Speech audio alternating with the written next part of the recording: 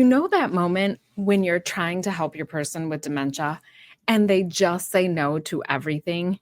The shower they desperately need, the medications that keep them stable, even their favorite meal that you made with all the love in your heart. And you're standing there and you're thinking to yourself, I'm literally trying to help you and you're fighting me on everything. Well, here's what I want you to know. This isn't about you.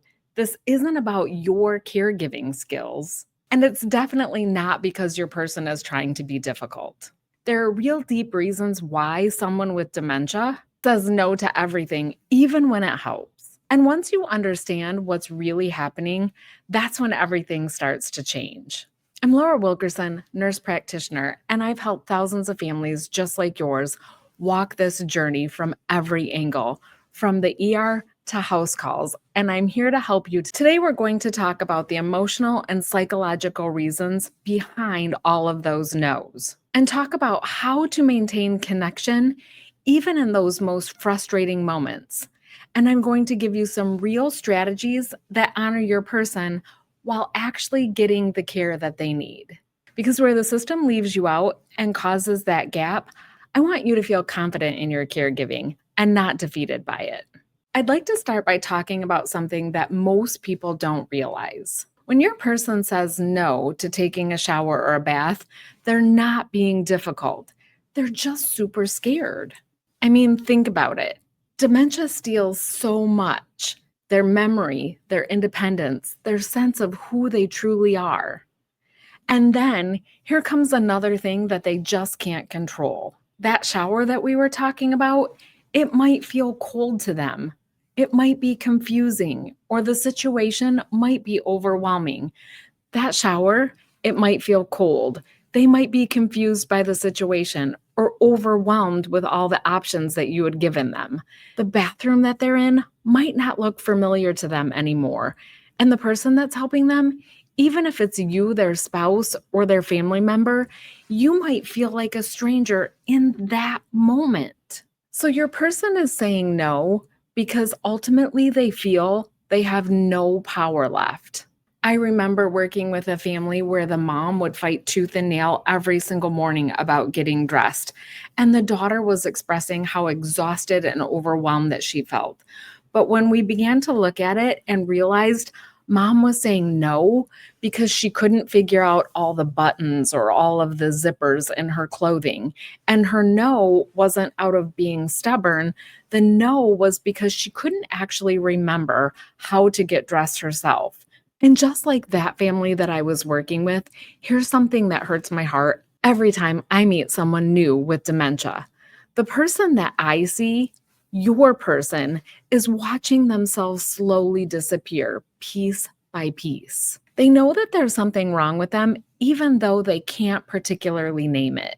And what I see is every time they can't do something like they used to be able to do easily, they lose a little piece of independence and themselves all over again. And so when you offer to help with something they used to be able to do independently, like making coffee or paying the bills, that no isn't about that particular task.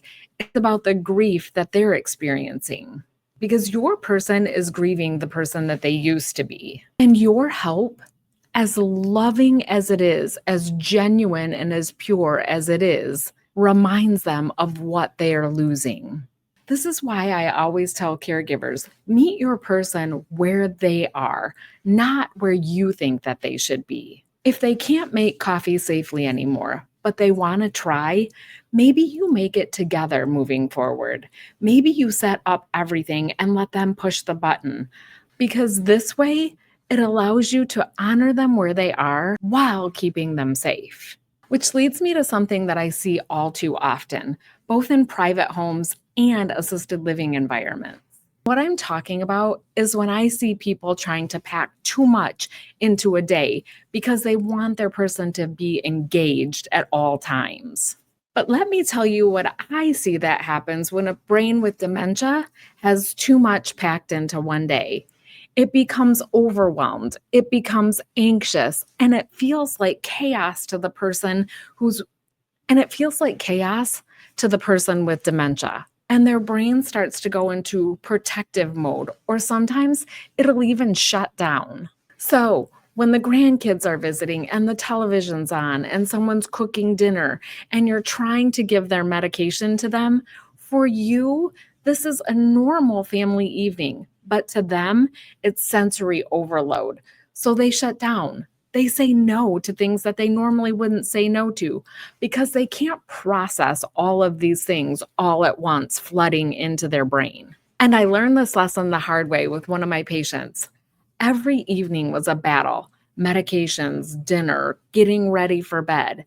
The family was doing everything right, but it was too much at one time.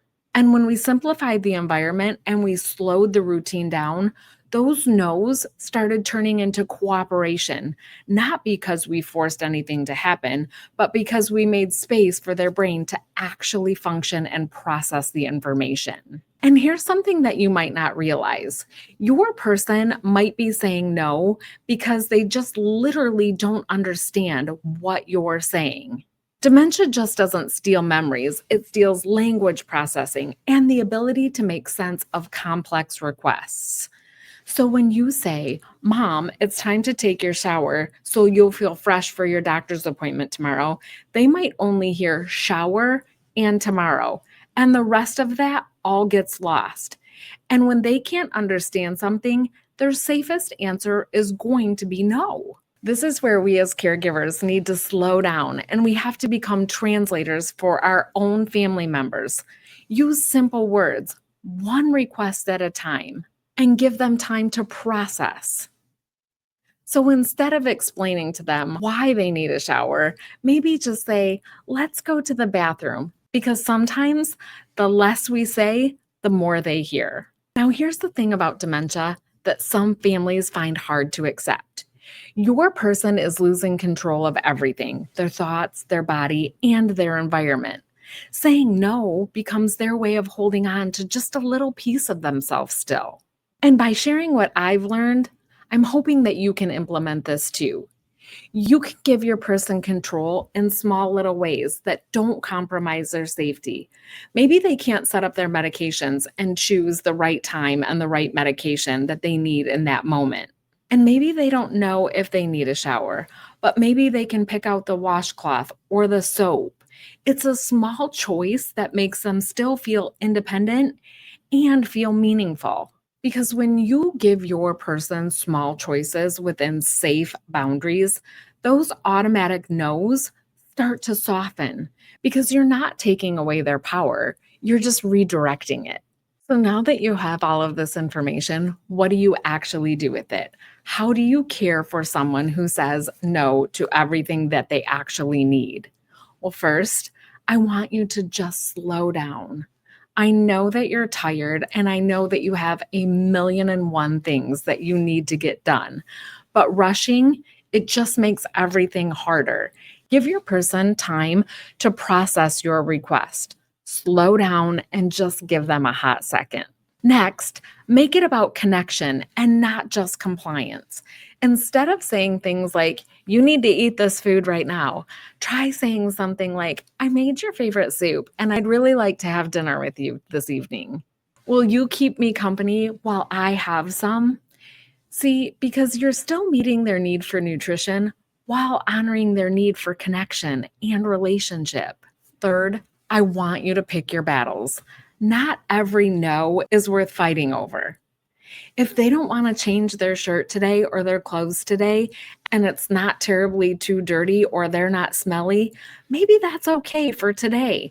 Save your energy for the things that really matter, like medications that need to be taken or other safety issues. And finally, I want you to remember that you're not just caring for their body, you're caring for their whole spirit, their whole person. And every interaction is a chance for you to say, "You still matter. You're still here. You're still you. And I see you." And look, I know that this can be hard. You're watching someone you love disappear while they're still sitting right next to you. And some days it feels like nothing you do is right. But when you understand the why behind their behavior, That's where your power actually lives. You're not just there to keep them alive, you are there to help them stay human, where most people just see them as a diagnosis. And to me, that's the most important work in the whole wide world. So, if you're feeling overwhelmed by all of this, if you're stuck in that space between we have a diagnosis and what now, you're not alone. I'd love for you to drop a comment below and let me know, what is the one thing that your person says no to that drives you absolutely crazy? And let's figure this out together. And until next week, I'll be here cheering for you while you're caring for them. See you next week.